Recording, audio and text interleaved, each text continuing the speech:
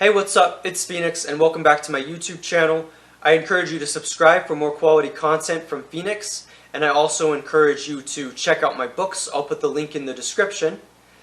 Now, I am very excited because today I'm going to review the album Underneath by the metal band and hardcore group Code Orange, and I'm very excited to do this. Now, if you haven't listened to Code Orange, I would encourage you to check them out, especially if you like heavier music. And I will confess that I don't always understand Code Orange, even though they describe themselves as being more focused on the heavy elements of music and of metal rather than necessarily the artistic elements of it.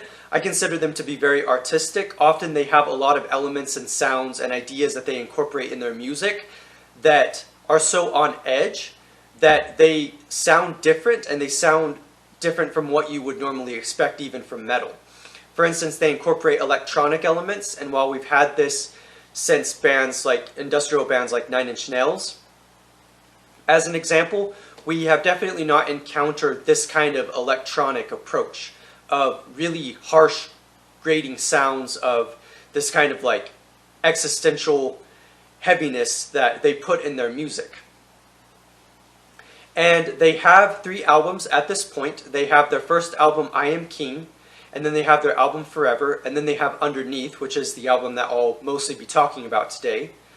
And so, how do I describe the elements of Code Orange? How do I describe the elements of the album Underneath? And this is a very valid question. I would describe them as if Nine Inch Nails fell down the rabbit hole. Underneath incorporates themes of falling down the rabbit hole. In fact, the first song on their album, their first track, is called Swallowing the Rabbit Hole, which is a reference obviously to Alice in Wonderland's journeys and what she experiences when she falls down the rabbit hole. And also it is a pun. And this opening track, wow, how do I even acknowledge like what it did to me? Now, I love the opening tracks off I Am King and Forever, which are their self-titled songs.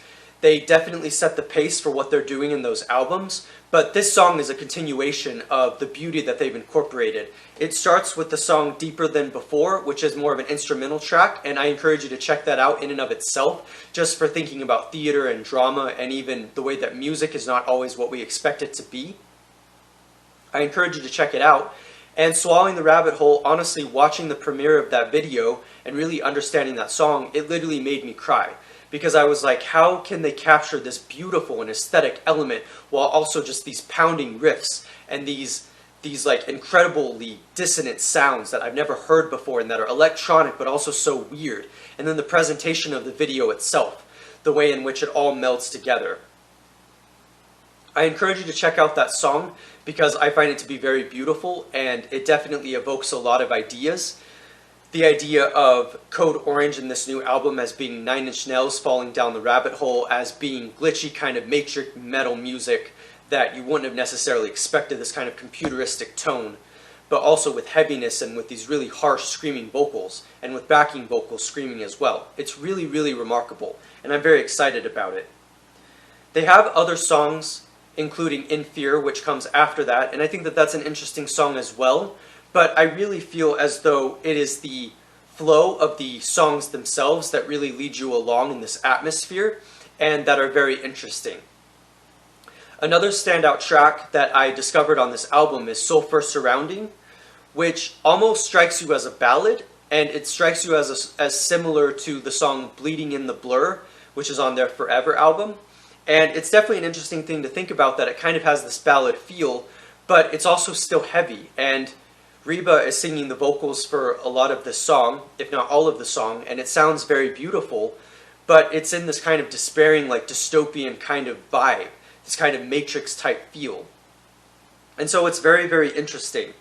I will admit that one of my favorite songs that has not necessarily been represented yet through their music videos, and even played in the concert that I watched them play in recently on YouTube, that they recorded and that they uploaded, I would say that their song Back Inside the Glass really captured what they do with capturing the heavy elements and capturing the almost confusing vocals and capturing the confusing dystopian glitchy Matrix feel and how powerful all of that is. There is a song at the end of the album called A Sliver, and this song is very remarkable, and I love the way that it ends with this kind of like almost like Pink Floyd-esque laugh, like of madness. This guy laughing, and it's very interesting, and it definitely like creeps you out a little bit. And they have like this sound, this kind of like beating sound, this dun dun dun dun dun dun dun dun, while they have this laugh, and that transitions beautifully into the self-titled track Underneath. Underneath has been referenced by the punk rock MBA as basically being new metal, but I don't think it's new metal at all, and there are several reasons for that. One is it doesn't incorporate rap at all. It doesn't incorporate any element of rap, even though the singer of Code Orange has described rap and kind of hip-hop as influencing him in terms of thinking about production, and even though the delivery is a little bit fast like rap, it's a scream. And that scream is something that you don't find in a lot of metal, and especially new metal. I mean, sure, you get the screaming of Linkin Park, but I feel like that was a different kind of scream than what they're doing here, where the delivery is a little bit more unexpected and less melodic. And I find that to be very interesting, that that's the tone that they chose. And it's really interesting how he does it. And then with Reba on the main vocals, it definitely is a very interesting dynamic. And then the way that you get that dun dun dun dun dun dun dun dun, like it's really powerful, and I really like it. And I would describe the song as being in a league of its own, as incorporating those kind of electronic elements and making it almost wanting to sound a little bit familiar in terms of something a little bit catchy, but then also just being balanced with all of these other elements of the screams, of the riffs themselves from the guitar, and all of those various things. Now overall, I would give this album probably a 9 or even a 10 out of 10. And I know that that's very high, but I have been anticipating this album, and I consider it to be very life-changing for me personally, with all that it evokes for me, and I find that to be very powerful. And I'm glad that I'm listening to this album right now during this strange time that we are in, and that it's kind of an album, kind of a soundtrack album for my life and for the things that I'm experiencing right now. The song is very interesting. They have a lot of interest. The albums on and the songs themselves are very interesting. The things that they are talking about in terms of how technology is changing us, and yet how there's always that glimpse of madness just around the corner, and how powerful that is. So I encourage you to check out Code Orange. I encourage you to check out this album, and definitely keep a lookout for future videos that I plan on posting. I hope to do more videos on the rock and metal scene, and I'm very excited about the videos that I will be able to create in terms of my other videos as well. Thank you for watching, and I will see you next time, and have a good rest of your day. Thank you for watching.